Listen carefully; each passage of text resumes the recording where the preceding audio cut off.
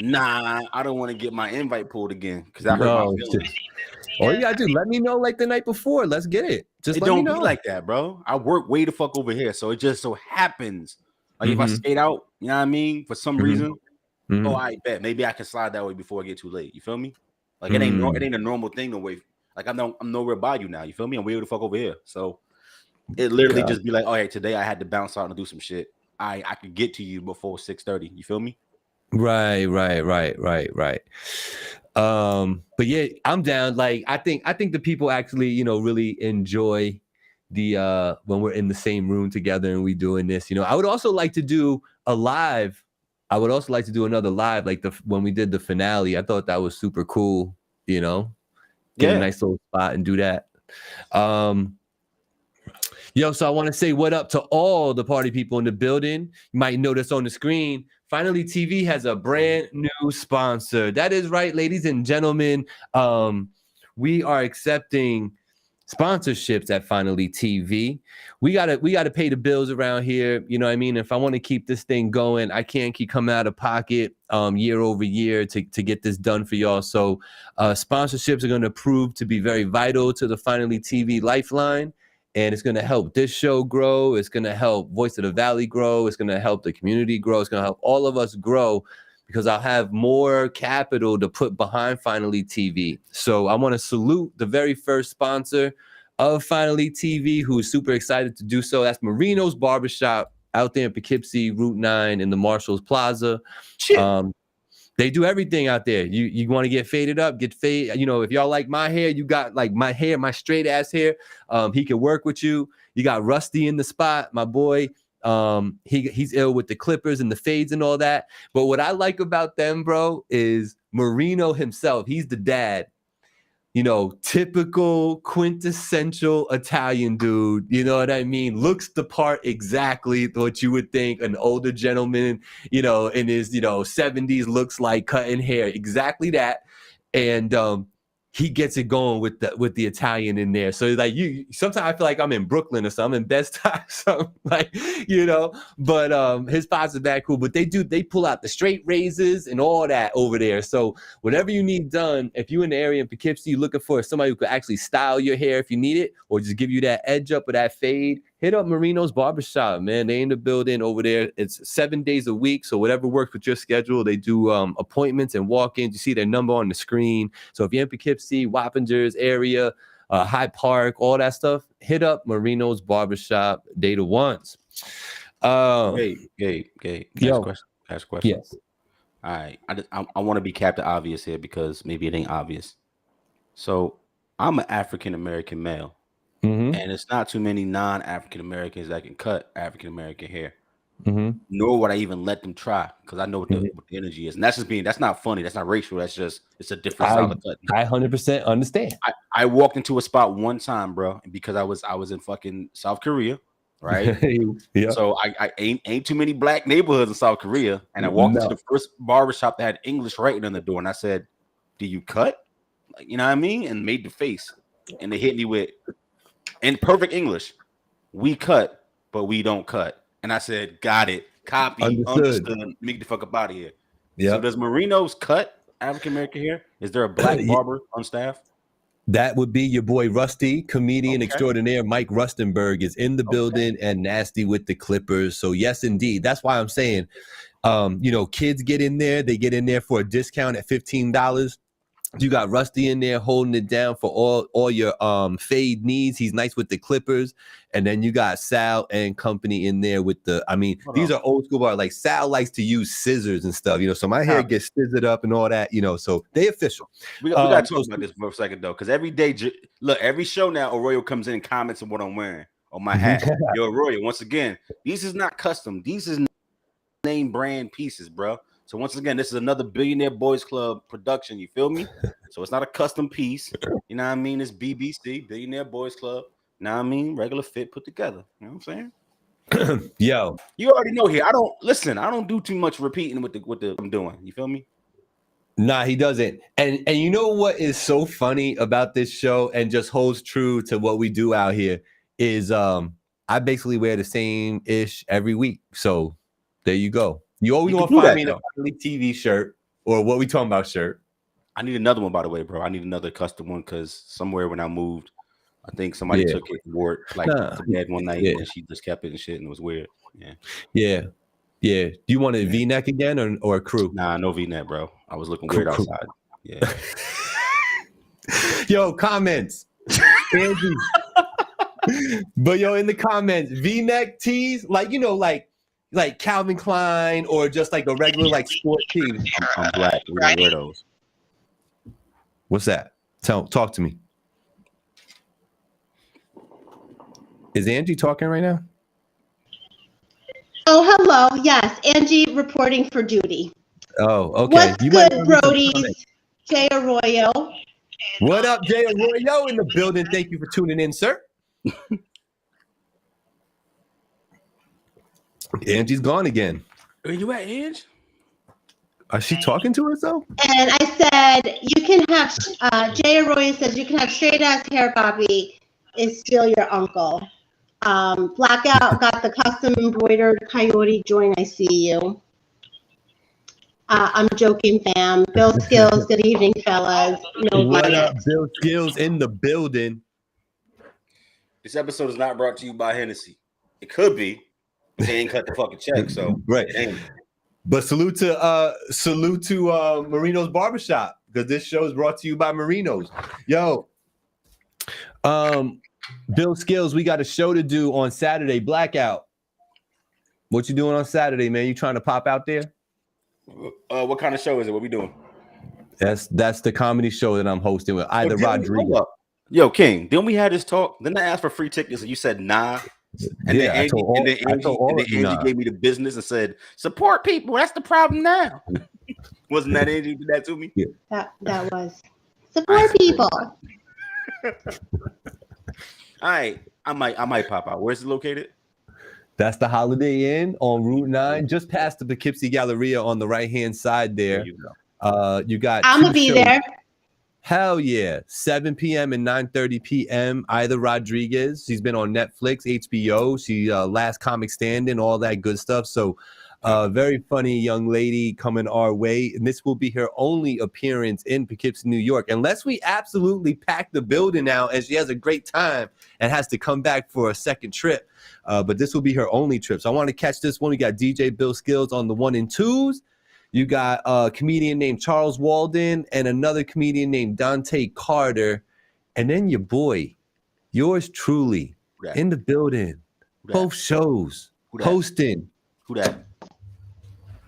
It's me, y'all. It's going to be me. That's me. I need a musical guest like SNL. What's up?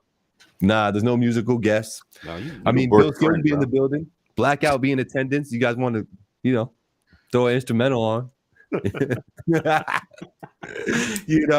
Hit that like, hit that shit, and let the people know you're in here. That's what the Let Them Knows we're talking about. So it's the What We Talking About podcast. We are here every Tuesday, 7 p.m. for your listening pleasure. Facebook, YouTube, and all that. Make sure you subscribe there. Follow here. Follow on Instagram as well. You can follow King Blackout. His tag is on the screen, so you can find him on Instagram. Find his music everywhere, but King_Blackout, no C. That's how you follow him. And Angie's secret. She said keep it a secret. So we're going to keep Angie's secret. Yeah, that's right. Don't be putting my information out there. Angie. You got any comments? Bill Skills has some comments. He wants the people to know, the party people to know we working. And he also wants the party people to know the early bird tickets are sold out for both shows. So does that mean you can't buy tickets, or is only what? How does that work? They only have the $25 tickets. The early birds are done. So the early bird was $15.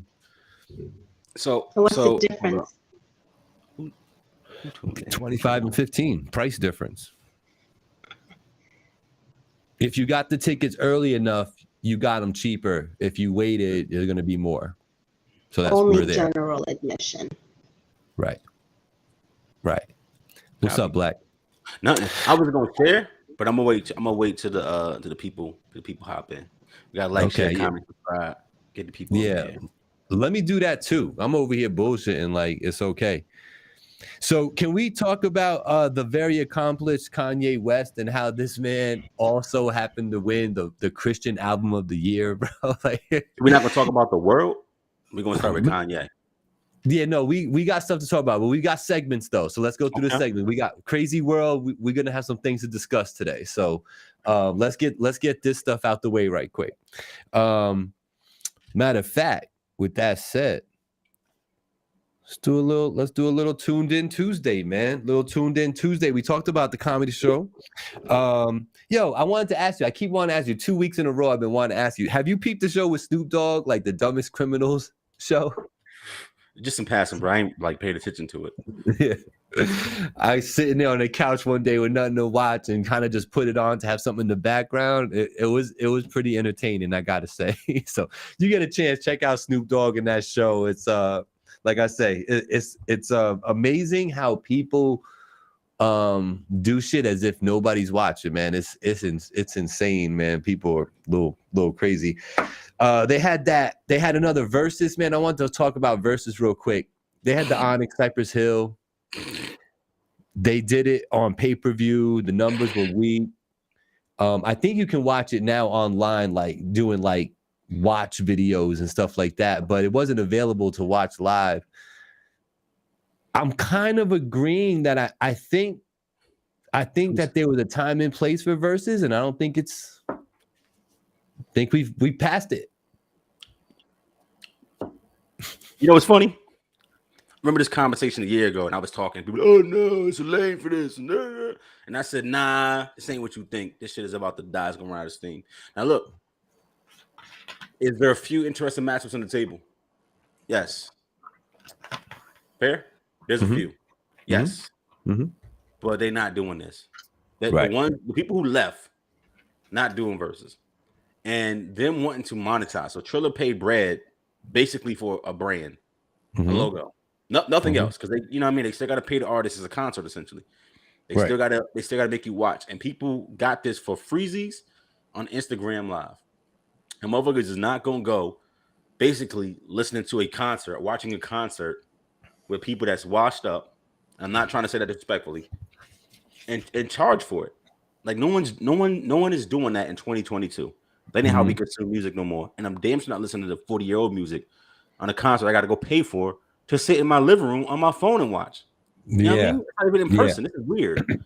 So I get them trying to say if you sign up for the Trillerverse Pass, the subscription service, you can just watch everything that pops up. But they're not going to get the matchups that we want, because without Swiss and Tim actually pushing it, being the ones owning the brand, Triller ain't got the clout. They only got the money. It's a different event. Makes sense? Yeah. No, so you gonna get niggas like Onyx and them who need a paycheck. And I'm not, once again, not being disrespectful, but respectfully disrespectful. You're not gonna get nobody you want to. Missy Misdemeanor Elliott is not going up against Miss Lauryn Hill on this shit. I love to see it. It ain't fucking gonna happen. Yo, great segue. Lauryn Hill looks like she about to pop up again, bro. Are you excited for that? Nope. You're not. You want to know why? And this hurts me to say. It's too long. Not about age. Listen, I'm gonna say this and then I'm gonna let you walk with it. Lauryn Hill did something that 3 people on the planet have done.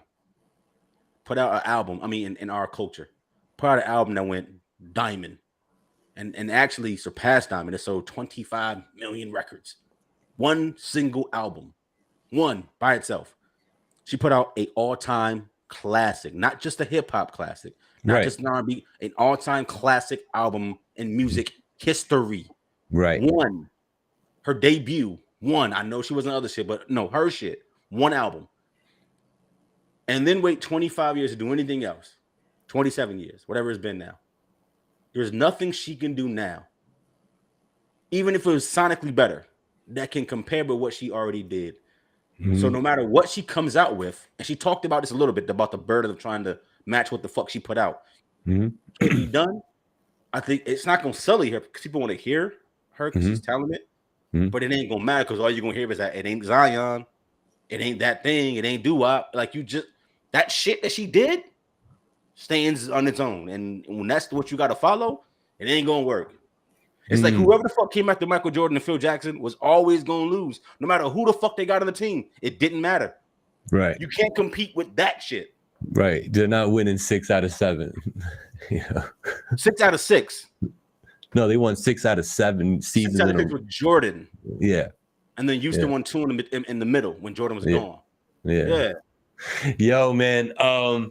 Listen. Lauryn Hill for me is one of those artists that's like a legacy artist. Like she's almost she's in a box with certain people for me. You know what I mean? And I would always look forward to stuff from her. And the thing with her is she's never really like disappointed in a way. You know what I'm saying? Like I've never really listened to something like, wow, that was really disheartening. Like I didn't like that at all. That was really disappointing. You know what I mean? So I don't know, man. I'm excited. I'm excited for her. I wonder what she's doing with these concerts because she's on like a straight up tour right now. You know what I'm saying? Like she's got dates booked across the whole country right now. You know, she's gonna be at that big, huh? I said she could do that off of one album 25 years ago. It's crazy. And that is crazy. Anyway, you heard they're gonna do a Nipsey Hussle like documentary? Yeah. I think I like to watch that. Because I don't have no insight to Nipsey. Here's my unpopular opinion. You ready? Since you normally do these and don't blasphemy for blasphemy. Yeah. I'm not saying his lady wasn't official, but like she got history, and I don't know why it bothers me. I just don't feel like, I don't want to say it like that. Something about her, and it could just be me and how I'm viewing her, makes me feel like it's some it's not genuine. Disingenuous about the legacy and shit. Because like if it wasn't like they shit that was going on was 100% copacetic at the time of his passing. It wasn't like they was in the bestest spot of all time. They always been riding, but they had shit going on. So like I feel like this happened and she just kind of capitalized in a way that made me feel weird. If that makes any sense. Like with the clothing brand and shit. Like, and once again, I'm not saying she's not supposed to keep that going and keep eating off of it, but that's not. Or that she didn't motivate the nigga. You know what I mean? I just feel like it's weird. It's weird to me. It's like Vanessa Bryant continued to put out Kobe Bryant sneakers because she came to a new agreement, right? You know, Nike and the estate of Kobe Bryant has a new agreement to keep making new Kobe Bryant sneakers. Like that's not Kobe sneakers. Those are Vanessa Bryant's. It's just exploiting your husband's legacy. And once again, in a way, I get it, but I also feel weird because I understand their situation, right? Like. Y'all was done, and then he paid you $10 million not to divorce him. And I'm not saying you can't come back from that, but we just know what it was. So, like, ew. Right. All right, man. Let's go pay some bills, and we'll come back with Crazy World. Let's get it. Show is sponsored by Marino's Barbershop, located at 2600 South Road, Poughkeepsie, right in the Marshalls Plaza. Call today, 845-454-7226 for all of your hairstyling needs. Marino's Barbershop, call today.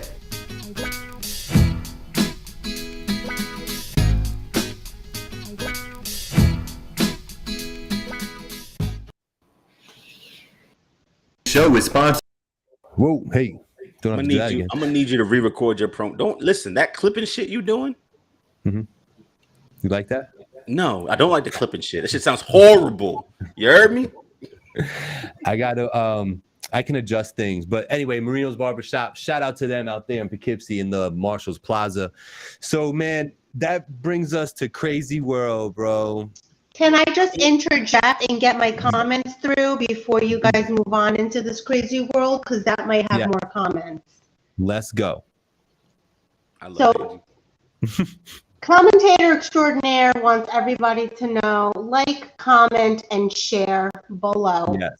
Also, if you're new, which I'm going to get to that, don't forget to subscribe to the channel, the YouTube channel, the Facebook channel, the Instagram, the Snapchat, the Twitter, all of it. You want Snap? All right. So Bill Skills talking about an old topic. Wasn't really interested in that battle. What battle? I don't know. We were like 8 conversations down the line. That was Onyx and Cypress Hill. Also, he would like a straight up rap album from Lauren. She rhymes like Lost One. like Lost One. Well, yeah, she was doing some stellar rapping on Lost Ones. And we have Walker Sam J. Flourish following from Liberia. Sam? Yeah, Wall Up Cheekies. Welcome. What's good? And Welcome. Barry Bowser's in the house. What up, guys? Oh, NHO Bravo in the building. What's going on, good sir? You know, all my heart goes out to you, man. I know it's going through right now, and it's super tough, but just know, you know, you in our thoughts and our prayers, and one love to you, baby. Thanks for tuning in. So, crazy world. We have to talk about it, you know. I was looking at the list of victims from Buffalo's tragedy up at Tops. Oh, that's where you went with this. Okay, you just gonna focus on Buffalo. No, this one bothers me. All right. So, like, you know, one person was 32, and then you have to fast forward to 52 to be the next youngest person. So for whatever this kid was going through, whatever is going on in your brain, I really hope that others see this and say to themselves, if I ever felt like doing some dumb shit like that, thank God that this freaking guy did this so that I don't do that.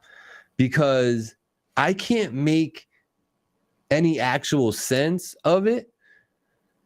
And what makes me mad is the family comes out and blames COVID.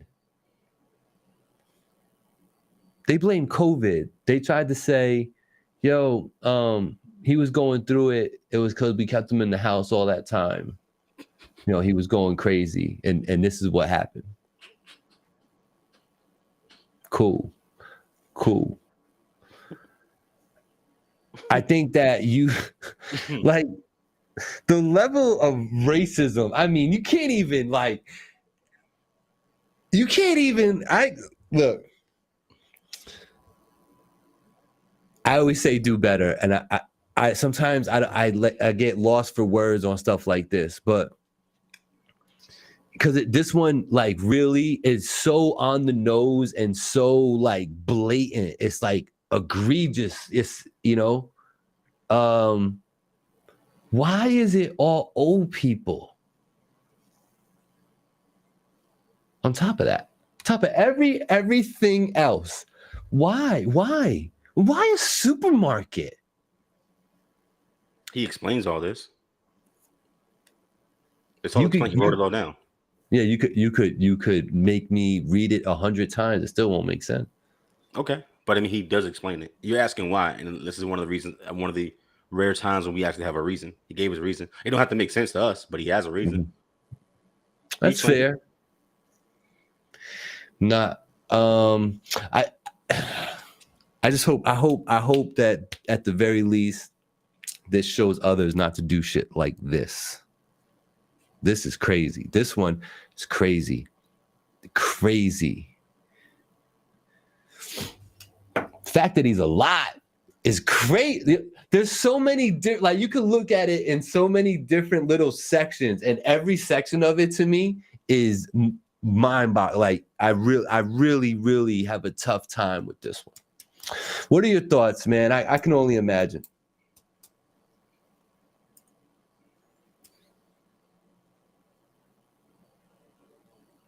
He's finding the words, if you guys were wondering. He's still looking for. I'm gonna start wider and then zoom into Buffalo. Fair. There was 5 mass shootings this weekend. Buffalo was just the closest and the biggest. Right. There was 5. 5 mass shootings this weekend. Mm-hmm. Give me a sec. You ready? Yep. California, man walking to a church. Shot 5 people. Man walked into a church, shot 5 people. Walked into a church, shot 5 people. Walked in the church and just shot 5 people. Mm-hmm. End up getting overpowered by the parishioners because as he's mowing people down, people realize it's a church. And if you know anything about churches, which needs to change, by the way, unless you like got a really big church, there's only one exit. Right. Like old style churches had an entrance and an exit because no one expects there to be a reason for you to have to eat to leave in an emergency. Right. They realized we were all going to die if we don't do something. So they rushed them. People getting hit, trying to get towards him, like on some superhero shit. And they tackled him and hog-tied him, but he shot 5 people. Mm-hmm. Houston, 2 people killed, 3 more shot at an open air flea market. Mm-hmm. Person got into an argument, and they could say argument as if that makes it make sense, but it doesn't. It's literally you had an open air flea market. Somebody put their hands on something that you wanted to claim for yourself, and you backed out with the pole and started lacking. Mm-hmm. Chicago. Yeah, I heard about Chicago. 21 people. Not all dead, right? No, not all dead. No. Not all dead. Just 21 people got shot. Mm-hmm. Winston-Salem, North Carolina. 7 people shot. Sunday night. Don't know why yet. 2 different locations within a block of each other, but it was the same perpetrator.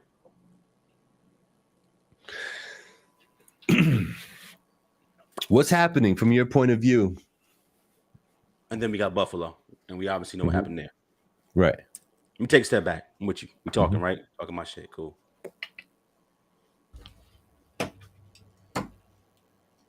This is why I said before, when all this shit was happening with Black Lives Matter and all that stuff, that screenings ain't the answer. We had this talk before. This ain't about screenings. This ain't about psychological profiles. This ain't about none of that bullshit. Gun control laws. I learned something a long time ago. You know what locks do? Locks keep people who are honest and don't want to break in from breaking in, meaning they wasn't going to do it anyway. Mm-hmm. Houses have windows. If I want to rob you, I'm going to break the window. Cars have windows. I want to steal it, I'm going to break the window. The world has guns, and if I want to use a gun, I'm going to get a gun. Law-abiding citizens don't go out to purchase guns to just go commit mad crimes. They want guns to feel safe and protect themselves because other guns exist. It ain't their fault that we have guns. Somebody made them, but since they're here, we need to protect ourselves. I will also point out that when you go to Florida or states with very lax or non-existent carry laws, it is not anarchy. It ain't everybody killing everybody. That's the excuse that you hear from certain states. And this is the one thing I feel like as a member of a minority and somebody who leans left, more liberal, right, than conservative, that we get wrong with gun control, right? Fuck all that, right? People who want to get guns and get at you, get guns and get at you. The problem is people, society, hate. All those things are taught. There's a difference between mental illness and acting upon some shit because you have no impulse control and being taught. Let's take this gentleman in Buffalo who subscribes to something called replacement theory, which is real. This is something that the right is talking about. Those are Republicans. Tucker Carlson talks about this every week, that the minorities are taking over and replacing white folk. And this person subscribed to that. So when he turned 18, he went and bought a legal rifle, because he's 18. Bought a rifle, right? Went and got the drum, put it on his rifle and said, I'm about to find the closest location to me where there are more black people than whites. This is what he says. It's written. He wrote it down. And Buffalo was the closest metropolitan area that has a larger black population than non-black population. You follow me? And he drove 3 hours and he picked this location because it's the only supermarket in a predominantly black neighborhood. Got it? Cool. That's why he chose it. It's he says it, he explains it, and it's well thought out. I watched this video. I have the video. I got it. I watched it. This was not somebody panicked. He wasn't angry. He wasn't mad. He wasn't in a rage. He didn't have cabin fever because of COVID. He's driving for 30 minutes when the video starts. He's explaining his thought process calmly and collectedly. He's intelligent. He pulls up, grabs his rifle, opens the door, and starts shooting at the first person that he sees. Not in a panic. He's just boom, boom, boom. And it's methodical. He shoots somebody. They hit the ground. He sees them wiggling or still trying to catch their breath. He points back at them and finishes them off. Execution style. Doesn't pause. Doesn't enjoy it. Doesn't like do no, and just keeps going because it's very like mechanical what he's doing. I watched his video. I watched the video. I watched him explain. The 2 white people that I shot, I didn't want to. But I knew I had to bum rush the front so that I would have time to do more damage in the back. He says it. If the white people would have been inside the store, I wouldn't have shot them. And he proves it. Watch the video. There's people who look white in the video, and when he sees them, he says, "Oh, I'm sorry," and doesn't shoot them. And everybody else, boom, boom, boom. He stands over one person who shot. She's clearly like got a punctured lung. He reloads his weapon calmly, whistles, and then says, "Boom," executes her, and then keeps walking. There ain't shit that a gun law would have did to stop that because he's not crazy. He doesn't fit the profile, right? He doesn't necessarily come from privilege, right? It's not his neighborhood. It's not someone you know. He's not trying to get money. He just believes that there are too many minorities. Where would he get that idea from, Gabe? Is that something that you're born thinking, or are you taught that? No, you're systematically taught that. Thank you. Are you born thinking there's too many non-white people? Or are you taught that? Do you learn that? Right. Got it. So when I'm gonna leave it like this, because I could go on a whole rampage. I know. Give it up to Angie after your point. Right. About how he left the store. Cops sitting open fire. They said, "Hey, give up." And he said, "I should kill myself, but I'm gonna give up." This is what he did. He put the gun to his throat. "Don't kill yourself, buddy, please." And then he puts it down and surrenders. We don't leave that alone. Leave that alone. Leave that alone. How somebody selling or passing a counterfeit 20 should be strangled for 9 minutes, and how that's okay. But somebody who's shooting up an active shooter can shoot 13 people, right? Prejudicely as fuck. Can get your not leniency. What's the word I want? Your grace. No, your mercy. Yeah. Your mercy. Both. Yeah. Like if I'm the cop on the scene and I see you walk, I don't care if you're not pointing at me. I do. I bet you nobody will prosecute me. No, dead ass. I bet you nobody will prosecute me. Here's what I'm gonna say though. The problem ain't the laws. The laws don't protect us. Not when it comes to gun. The problem is hate. The problem is talk. The problem is people. And this is why I've always said before. It's going to take another 50 years for this kind of hate to go away. When people who are not indoctrinated, and I don't mean completely, but I mean it will not be the predominant thought process in this country anymore. Because most young people are way more tolerant, way more accepting, because their parents are a little bit more tolerant and more accepting than their parents were, If not mixed, right? Correct. But we still have people in power who run this country who come from Jim Crow, who come from segregation, separate but equal bullshit. People that run this country come from that, right? And they have money and they have influence, and it's indoctrination where they teach their next generation and the next generation, and it's up to them to break away and have free thought and not buy into the bullshit. And that's why I say now it's going to take another 2 generations. I may not even see it for this not to be the predominant train of thought in this country. The Trumps of the world, come get me. I don't give a fuck. Need to die. It's poison to the fucking way of society. I don't care what you look like, but you're not born hating me. You're taught to hate the color of my skin. You are taught it. So someone's teaching it. It's true. It's true. Because like, you know, even if you're in the hood and you're the only white kid and you get picked on all day, you know what I mean? We're not just gonna beat your ass. We don't do that. You know what I'm saying? Angie, what you got? I know you got a lot, so give us a couple pauses while you read and let's get it. So Barry says, let's discuss the real problem. How the fuck does he leave that situation with his life? That's what I was saying. That's what I was saying. Everybody was in the house during COVID except the essential workers. So I don't know, does that give people the right to do this? Right. No, and that's the thing, right? Because how the family gonna come out and try to scapegoat that to that, and then the dude has a whole video put together about how he's putting this all together. That don't make no sense. Like, okay, whatever. Somebody got off of rape by claiming influenza. I'm so rich. I didn't know that I was supposed to be held to the same standards of everybody else. Remember that kid who raped that girl in college, and he got off, and the judge said you suffer from influenza, meaning your influence, your money, the way that you live means you didn't know right from wrong. He admitted to doing it, but she said you have so much money you couldn't control yourself. I'm not joking. Google it right now. Influenza kid. That's a whole thing. And this white kid is on IG right now making bank off of that. Like, yeah, I raped somebody, got off because I have so much money. That can't be good karma. That She can't said be good. this. Bro, she said you are too rich to know right from wrong. I don't know. Barry Bowser says the police shoot people for having phones they mistake for guns, and this guy walks away with his life. Yep. And Matt Santoro says he's a piece of garbage. Yeah, man. I mean, that's like the obvious thing, right, Matt? Like, shout out to the Token Hour podcast. It just, I think that's what gets me the most, because I'm just not built like that. Like, bro, I get mad like everybody else. I have my haters who like I want to like slap around, you know what I'm saying, metaphysically, you know what I'm saying?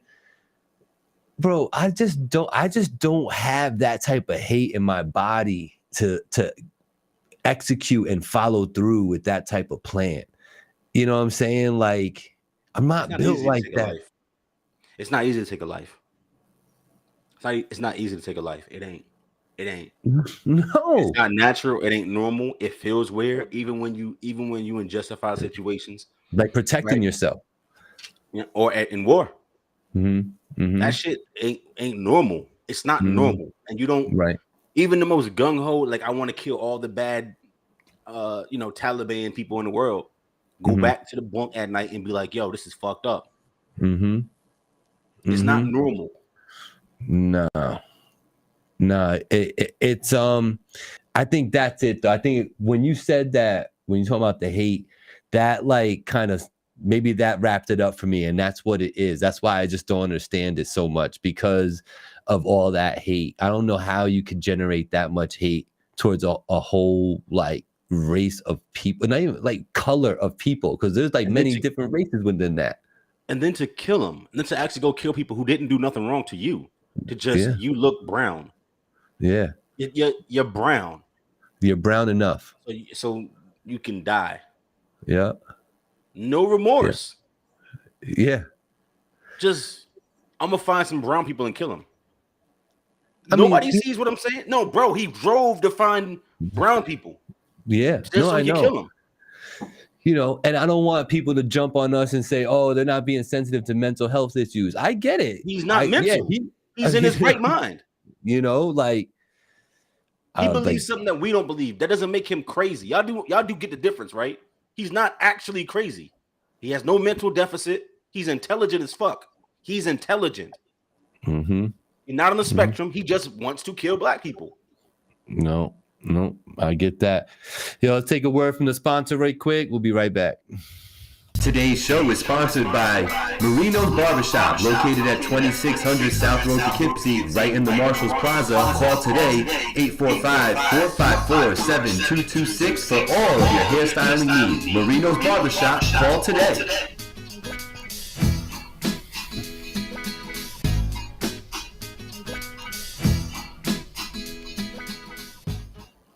Today's show is sponsored. Wait, all right. So I don't want to be dismissive of what we were talking about. So is that where we're at here now? Is there that much hate going on that stuff like this is just gonna just keep happening until because you say 2 generations. 2 more before it starts to level off. Yeah, I really feel that way, because it's taught. It's not. There is no other through line between what you're seeing. What's happening right now is that the rise of Trumpism, and that's what they're calling it. I'm not being unfair to Donald Trump. The rise of Trumpism, which is this far right edict that it's okay to have white pride, and it is. It's okay. Like I have black pride. It's okay to have white pride. It's okay with that. It's okay. But that it also means there's a part of nationalism that non-minority people feel only applies to them. If y'all don't know what I mean by that, like Nationalism, like this is my country. It's I own this shit, and I let you live here, and you should be grateful to even be on my soil. Like we didn't all come across here on a boat, different circumstances, different kind of boat, right? Different seat, right? Bet, but we all got here on a boat. Feel me? So this nationalism, where we must protect the Anglo-Saxon way of life, is what I'm talking about. I'm gonna keep it a being, like we talking intelligently here. Cool. So Trump made it okay to be a racist, a bigot.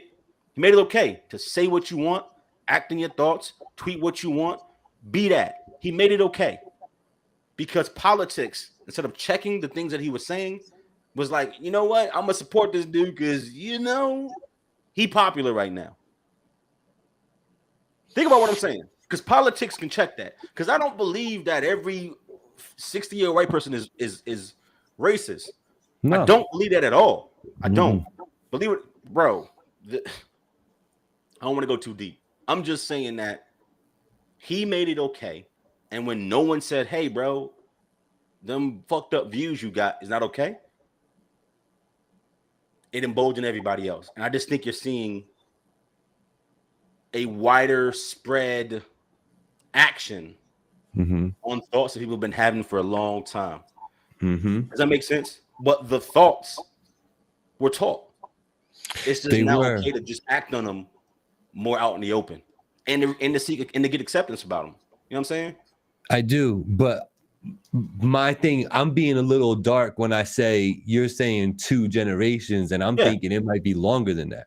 I don't, because I didn't say it would go away. I'm talking about, when I'm not to be morbid, when I'm like 80 out here, right? I don't come from that era, so I'm gonna use my generation as a perfect example. When I'm like 80, ain't nobody gonna be walking this planet if they are alive. They're in a wheelchair in a convalescent home that grew up with segregation. That matters. That separation matters. When I'm 80, ain't nobody else alive for the most part who's been around with segregation. They ain't gonna be out here. That because it colors you, and then you're that generation, right? Of people who would have been alive, would have been really, really young at the time, right? So their parents taught them, because they come from a certain era, separate but equal, right? You are better than. Little different than owning property, but for a while that was a thing, and it took generation separation to get away from, all right, you know what I mean? We not the same, right? Nationalism, white power, that kind of shit. But you still better than them. Like they still ain't worth as much as you. And that's a different, that comes from Jim Crow. You understand what I'm saying? I do. You go from owning people and everybody feeling like we should own people who are not white to separate but equal, right? Like let them, they're savages, they kill it. You are better than them, right? To a different level of this classism or nationalism that will become the norm. The people who come from that era won't be here anymore. That doctrine shouldn't continue to be passed down in as great as numbers as they have been in the past. So I think 2 generations, that will slow down a lot. Because like I said, right now, these kids don't really care about race for the most part. I'm not saying none of them, but they don't. They're very accepting. That is why gay pride kind of blossomed the way that it did, right? Because it wasn't okay to be gay 10 years ago. Like dead ass. This is all new phenomenon. No, I know. It wasn't okay to be gay. It wasn't okay to be different. It is now. What makes me say that, and then we'll go on to the next thing, is this, is that if this kid was 35, 32, then I'd be like, all right. Not fair. Can't do that. I knew what you were finna go. Too do that. young, Black. I didn't say no. He explained, he even explained why he felt this way. He watched the shooting that took place over in the Netherlands in 2019. He says this, where the guy streamed on live on the internet, he shot 51 people before they caught him. 51 people who were Muslim, talking about what is the word? Replacement theory. He talks about it. I was in the house because of COVID, watching videos online. I came across this YouTube video, and what this guy was saying resonated with me. So I started to look at my own life and be like, you know what, you're right. Yeah, I guess. But the guy in the Netherlands wasn't 18, bro. He was 45, and he grew up differently. No, I get it. No, but rest in peace and thoughts and prayers out to the families of everybody involved across the country, not just Buffalo, but everywhere. I don't know if Young Thug and Gunna are gonna see the light of day anytime soon, bro. Gunna go get off. You'll get off? Yeah, he just got the Rico. That's it. They ain't got him for doing no dirt. They got Thug for doing dirt. They ain't got him for doing no dirt. They got him for knowing about dirt. Yeah. But they're putting him at the top of the chain there. They're saying that he called all the shots, and Thug is. They saying Thug called all the shots. Yeah. Not Gunna. That's what I'm saying. Gunna will get off. They got Thug for actual charges. I thought you said they're gonna get off. No, Gunna. Gunna will get off. Yeah. No, but Young Thug he gonna be in there for a while. They got him for actual shit. Yeah. Yeah, he gonna be in there for a while, man. It's not looking pretty for the kid at all.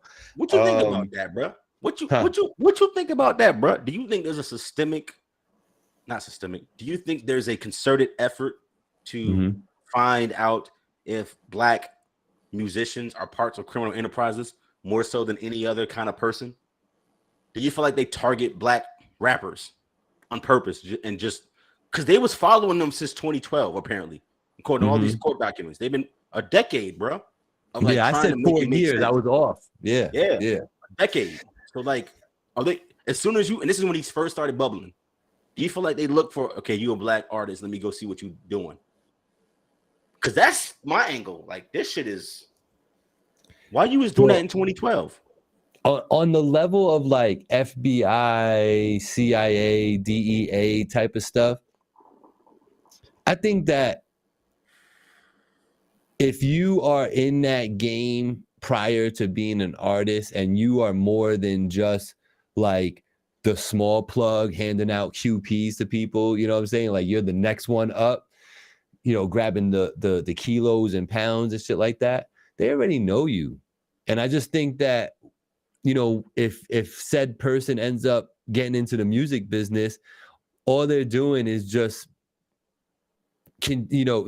I think it's true that once they get into music business, now they look to really pin them. So it's like, see these hip hoppers, you know what I'm saying? They're no good. They're no good, these hip hoppers. You know what I mean? Yeah. But I do think that if they're already hustling like they say they hustling, they're already being watched. But you know that they're not. Like Thug was 17 12 years ago. Like what we talking about? Like no, he was too big. And like I told you, I said the money amplifies the organization. So when you get on, like the money, a little bit of hustle money that you get helps you pop because it takes money to grease hands. So the fact that we have gatekeepers is why people do that shit to get on. And then when you get on, you keep doing more work, so you have more bread to invest in this enterprise. Right. That's what it is. So I feel like the minute you get any kind of shake, they assume, all right, it's so gated. You had to do some nefarious shit, illegal shit to get on. And now we just gonna build it up to tear you down. I'm gonna check you out. And you're telling on yourself and all your raps anyway. You're telling on yourself. You definitely dry snitching. It might be wet snitching. That's like that means something else. We're not gonna do that. But yeah, you dry snitching. You know what I mean? On yourself. On yourself though. That's crazy. Dry. Ain't no lube. Yo, I think one of the reasons there might be so much hate in the air, these damn gas prices, cuz I just drove by the gas station. I have to get premium for my car. My dumbass car needs premium. $5.35 I just rolled by the pump, bro. I know. Last week it was like $4.50. $4.50. Yeah, $4.62 or something I paid. Now it's $5.35. And it ain't going down no time soon, y'all. Get used to this. And message, gas companies are realizing you have to pay for it. Yeah. We could charge $4 a gallon and you would have to pay for it. You mean I could charge whatever the fuck I want and you still have to pay for it?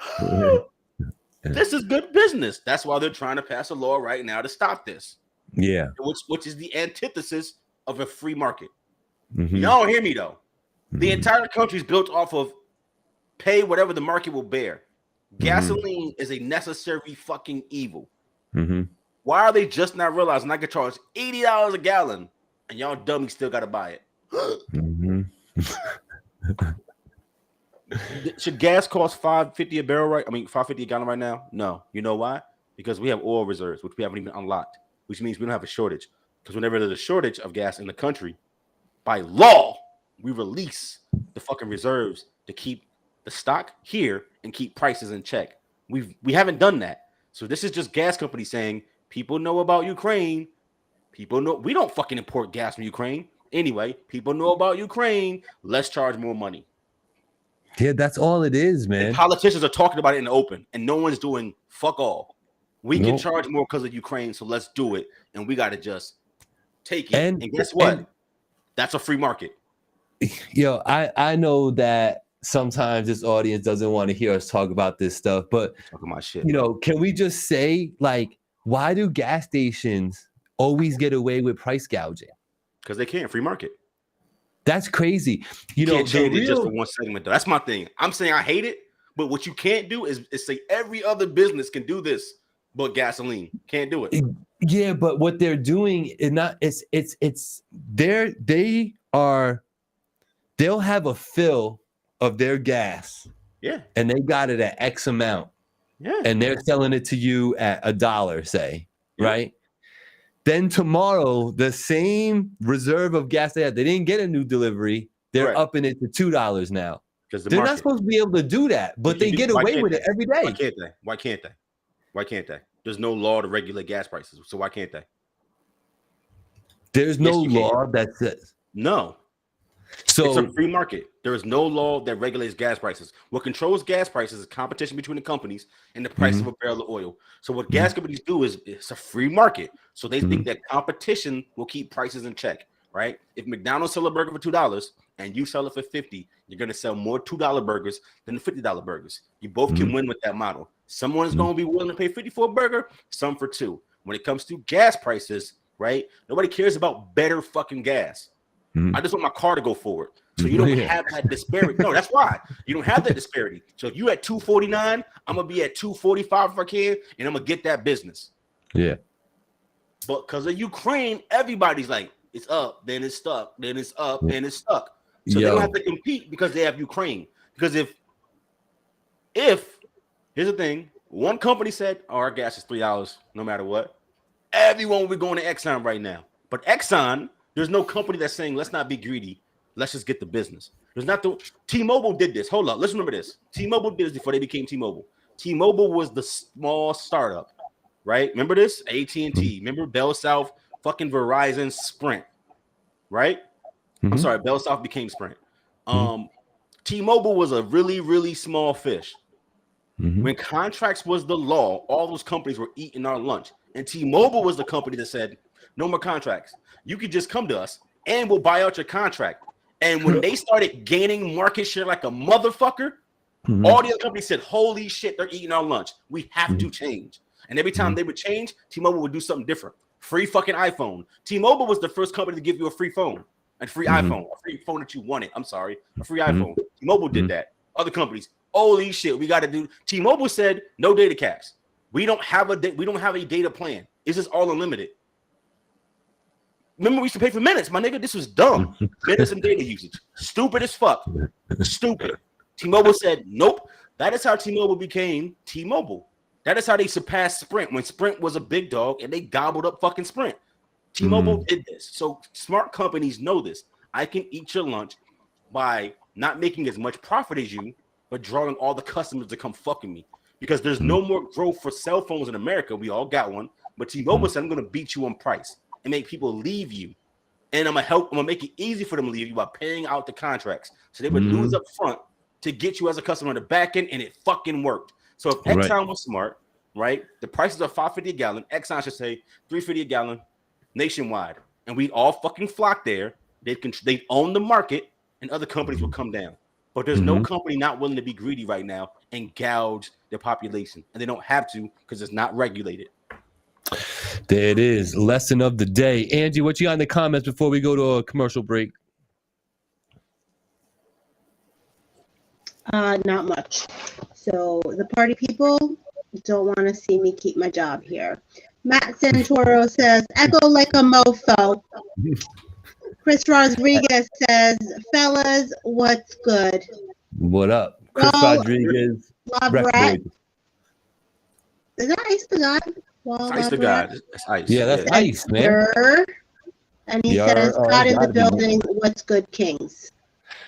Yo, what is in, excuse me.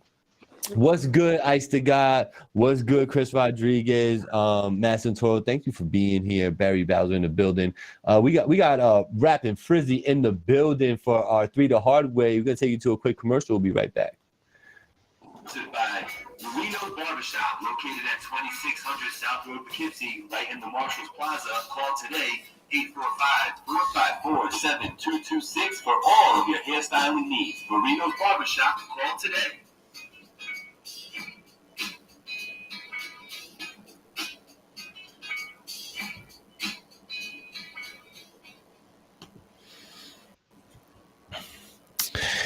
All right, so we back, we here, and we've arrived at 3 the Hard Way. Angie, do you want to say anything before you get up out of here?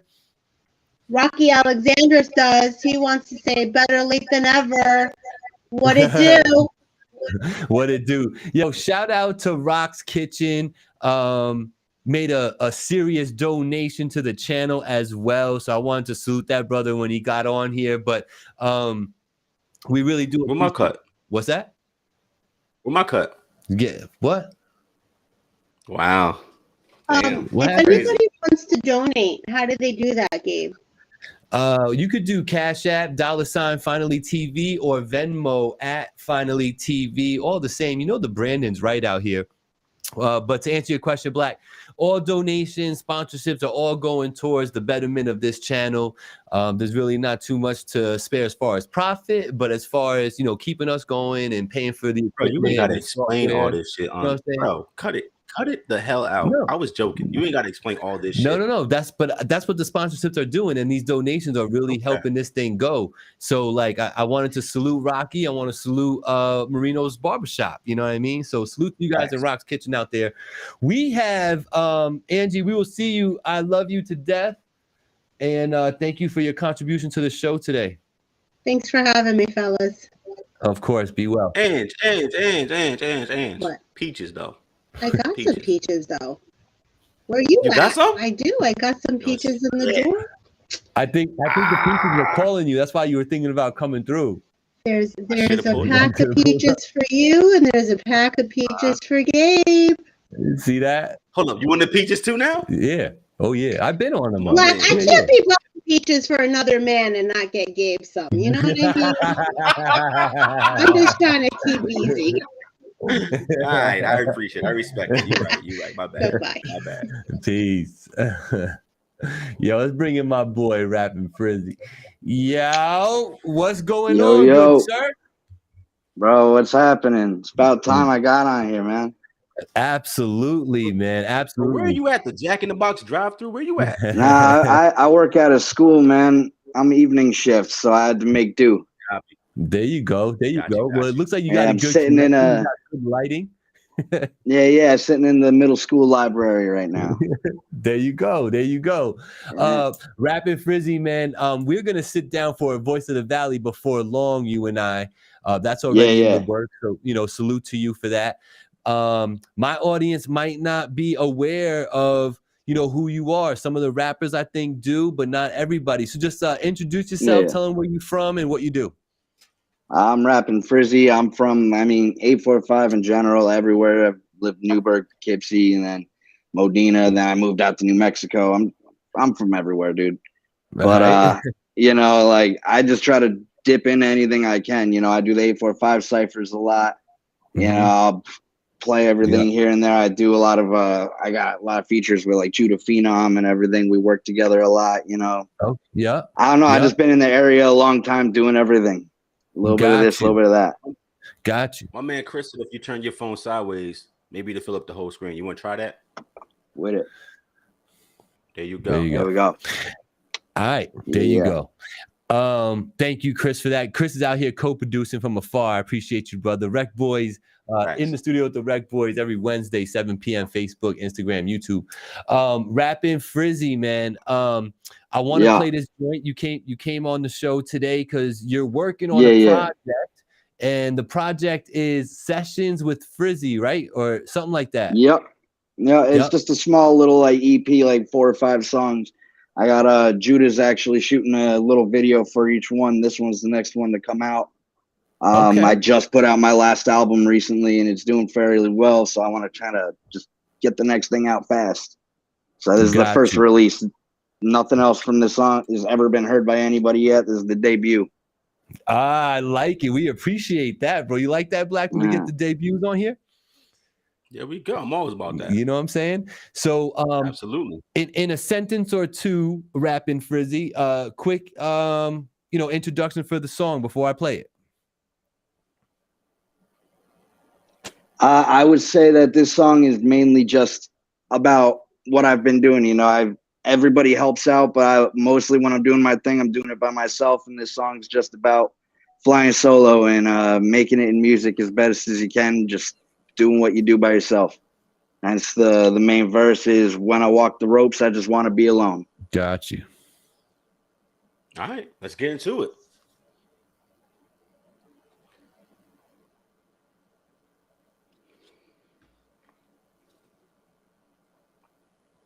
Did my man Gabe get frozen? Sounds like it. There he go. Gabe, fix your internet.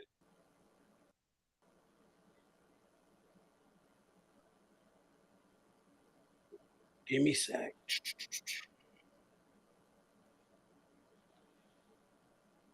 It's quieter than I remember.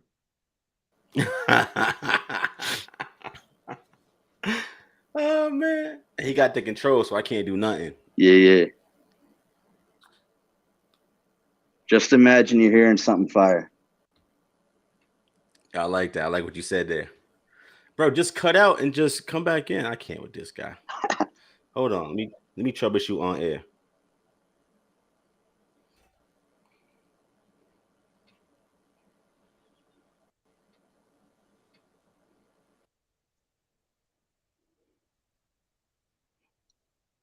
Hey, gone.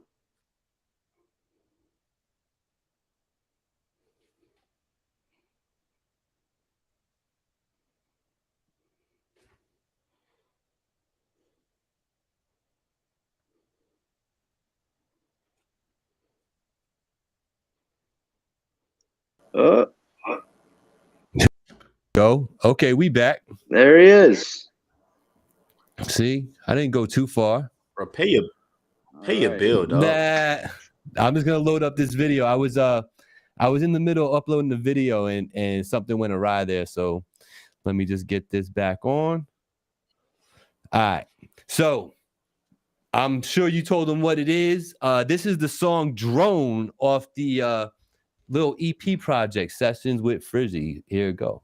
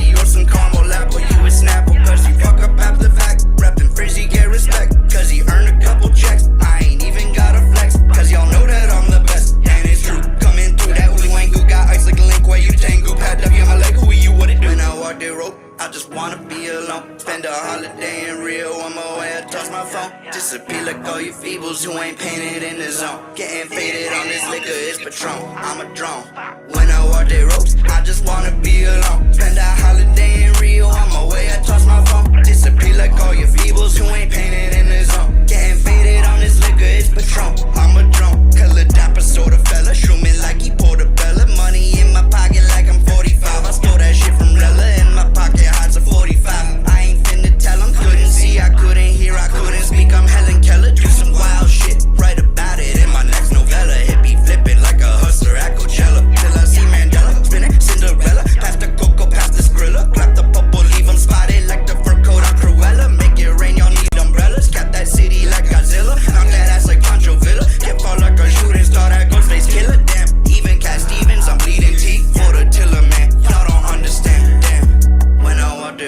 I just wanna be alone. Spend a holiday in Rio on my way, I toss my phone. Disappear like all your feebles who ain't painted in the zone. Getting faded on this liquor is Patron. I'm a drone.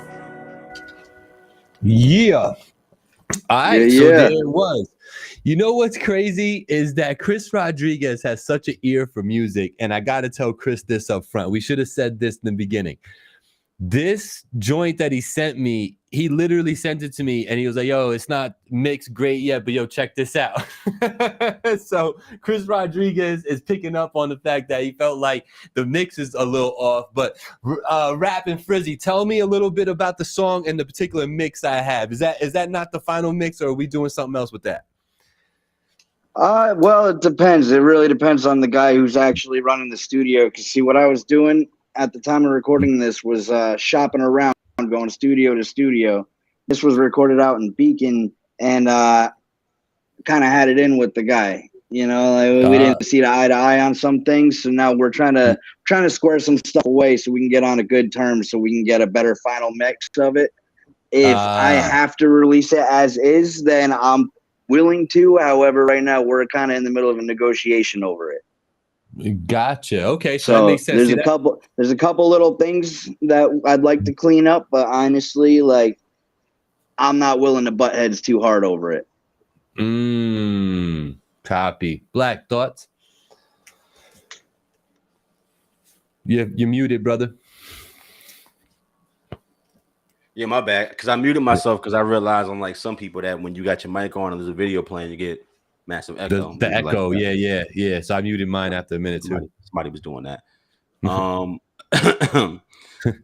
no, I agree with Chris, bro. Like it's hard to enjoy what you're listening to, especially as not as an artist but as an engineer myself, right? So like I'm listening to raw mixes all day long, and the beat is just killing anything that you're doing vocally. It makes it hard to even focus on what you're saying or follow it. It's a detriment. Me personally, I wouldn't put this shit out. Yeah. I mean, I'm wondering too if there's an audio issue because I didn't even think about turning the mic off. It's hard to just hear it. Yeah, see, that's what I'm wondering about because like I didn't turn my mic off. I didn't even think about that because like the audio on this production actually isn't so bad. So I'm wondering if there's something screwy there. Yo, we can always run it back. This is actually mastered down to because this is actually mastered down to -9 LUFS. Listen, who mastered it? Because mastering ain't an exact science. It's somebody's ear. So who mastered your shit? It's a guy called Ern Eames. He goes by out in the Beacon School of Arts in Beacon. He goes by Eames. Chris Rodriguez is asking if you got the stems. Yeah. If you had the stems, he might talk to you. Yeah, I mean, bro, you just personally, like, I can't, like, I'm not even an audiophile. Can't enjoy this shit, not be able to follow what the fuck's going on. Even a mindless music. No, that's why I'm wondering if there's something wrong here because, like, it honestly isn't that bad of a mix. It's at least not as bad as it's being painted out as. So that's why I'm really wondering if something messed up when I didn't turn my mic off or something. Because I wouldn't say it's the best mastered thing, but it's definitely better than what it's sounding like you're thinking. So, yo, check this out. I'm gonna mute everybody and I'm gonna run it back for like 30 seconds. Yeah.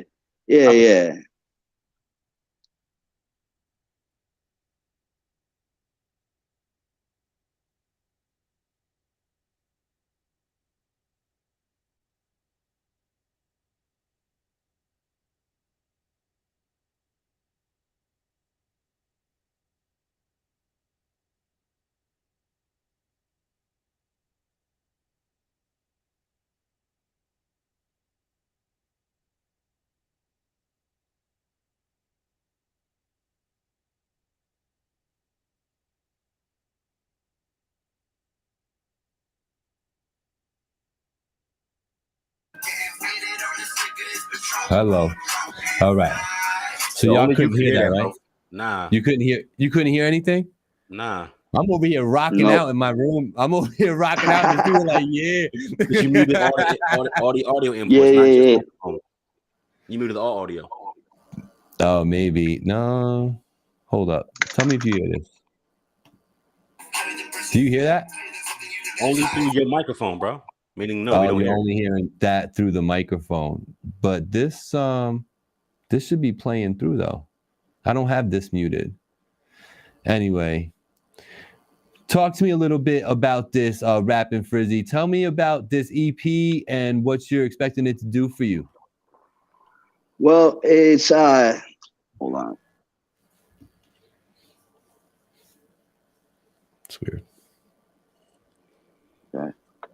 Yeah, the whole idea behind it is really just almost an in-between, because I got a whole album worth that's really being meticulously pieced together. And then I got the album I just dropped. This is going to be acting sort of as a in-between. It's almost like, because it's only 4 songs. I'm putting a video for each one. It's almost like to keep the ball rolling as the other projects being more perfected.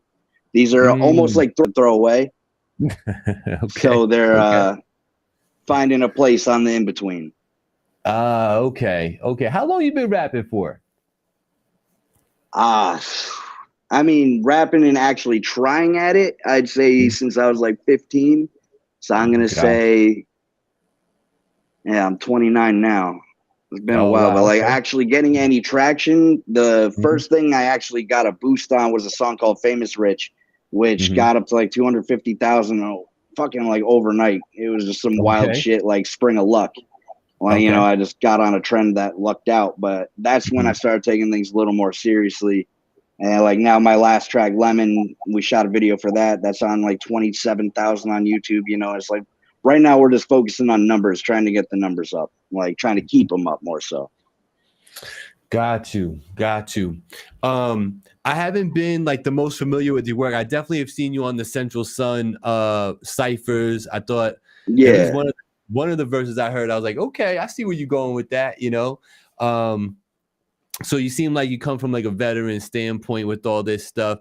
The reason why I'm asking all this is that with your flow, you seem to fall into like a pocket with your flow. Is that something that you're concentrated on, or is that just how it's coming out when you're feeling the beat?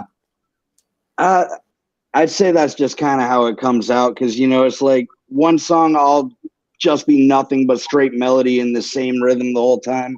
Another song is just pocket on pocket on pocket. You know, it really just happens to be like where my mind's at and what the beat sounds like. You know, sometimes I want to just like sing on something. Other times I just want to yell at people. Who you influenced by, Frizzy? What's that? As an artist, I'm asking who he's influenced by. You heard him, Frizz? Breaking it. Oh, he broke up. I don't know if I can hear you right. He was asking what artists you've been influenced by.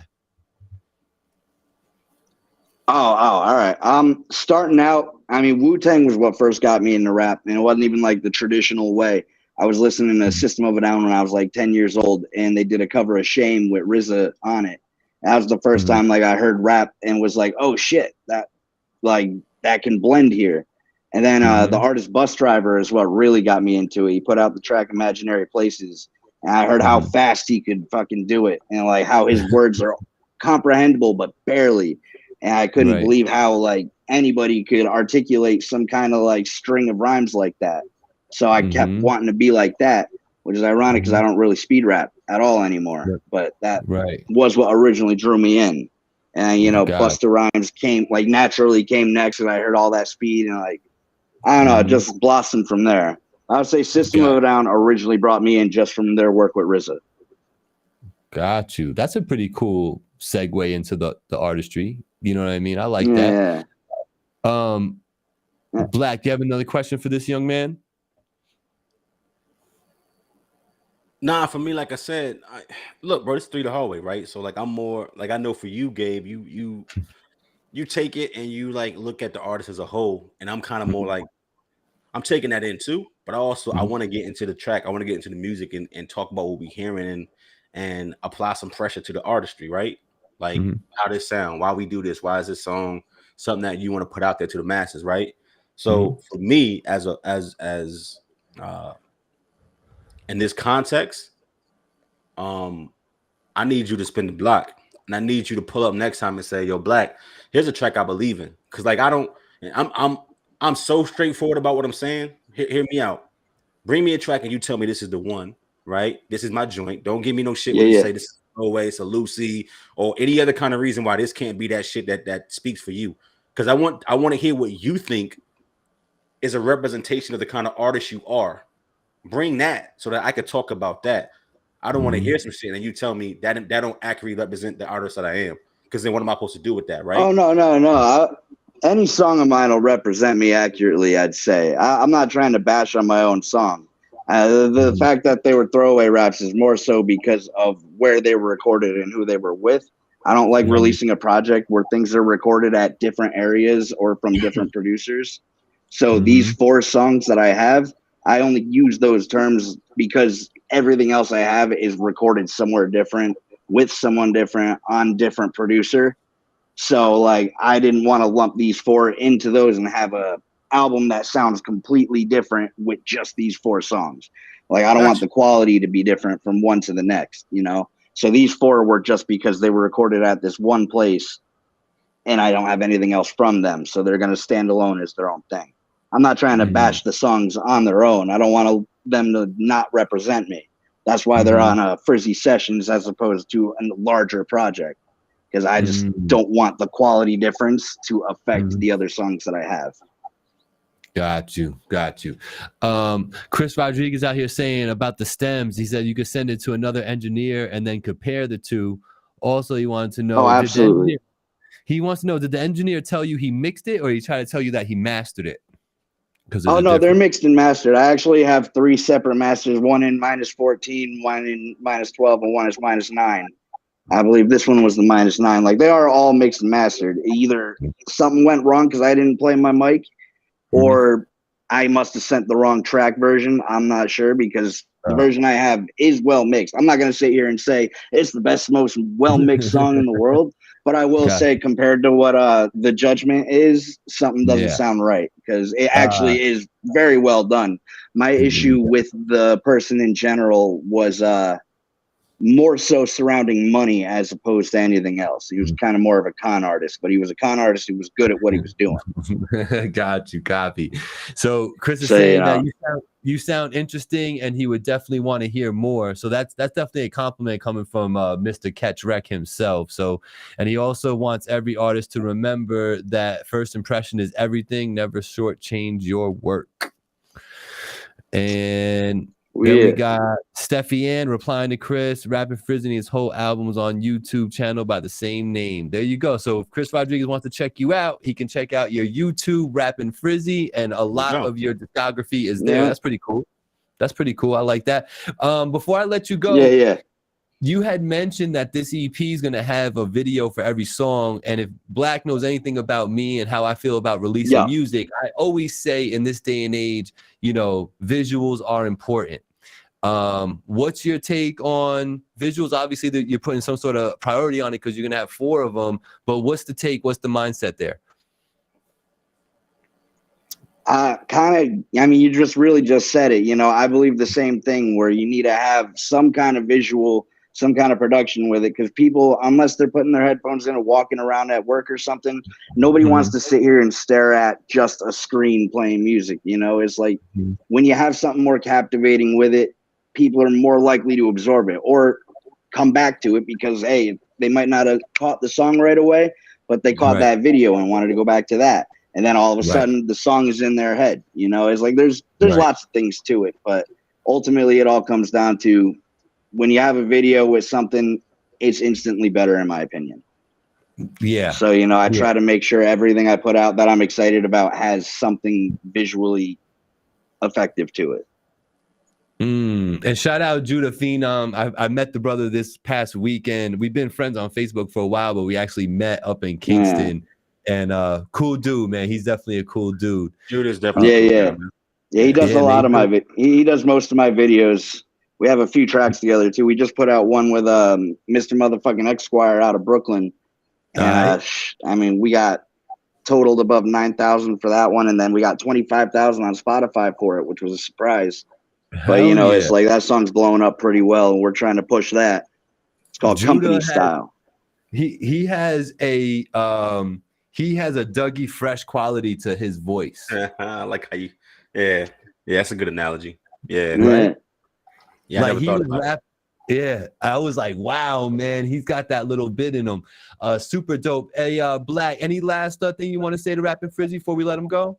Nah, man, my ball is already there. Like I said, it ain't even about I hear exactly what he's talking about as far as this EP is concerned. I'm inviting you back to the platform. And like I said, I stand on my word. Like, come back, bring that joint, and I want you to come in because we know who you are and say, yo, this, that one, Black, and let that fly. So I can dig into music.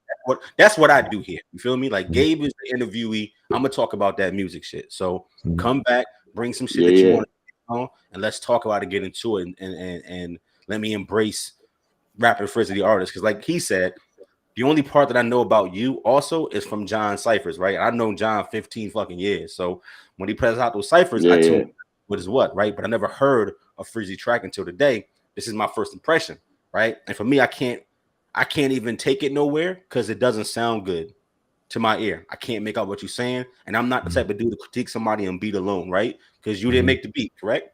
So I need to hear the artist, how you write it, how you sound on the yada yada yada. So spin the block for me, please. Come back to the platform. You are invited. Bring that joint. Make sure it sounds good from a quality, and let's talk about the music. Let's do that. Yep. Also, Black, in the email is that track.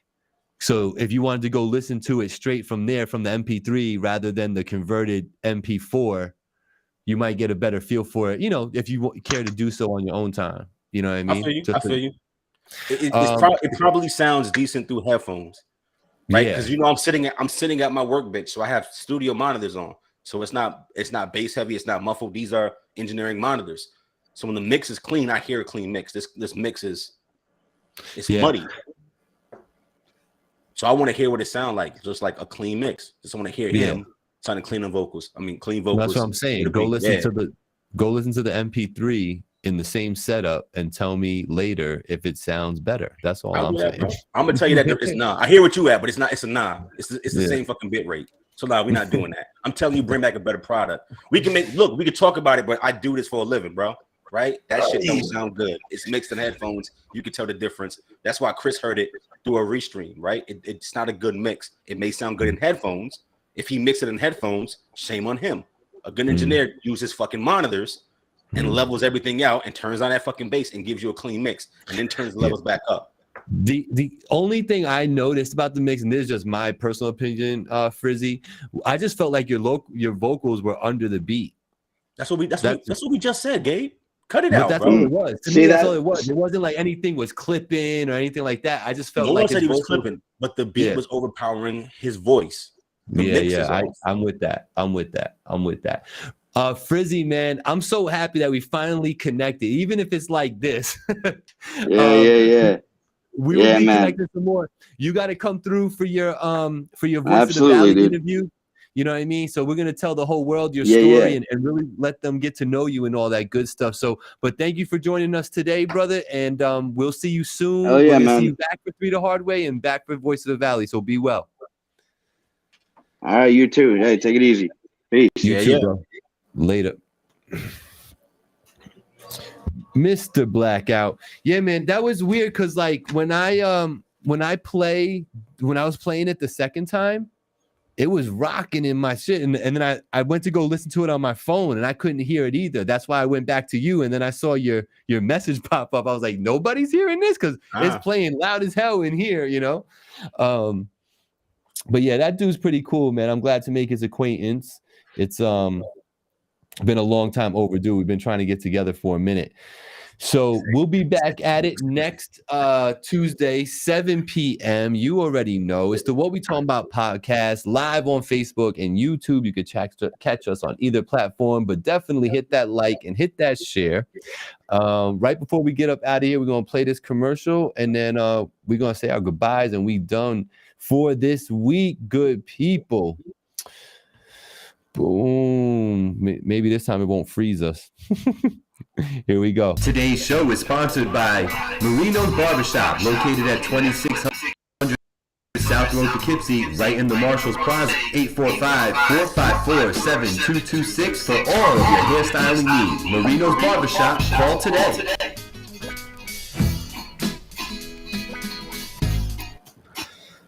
All right. right, cool. Marino's Barbershop out there. I'm gonna have Blackout come through and engineer my voiceover.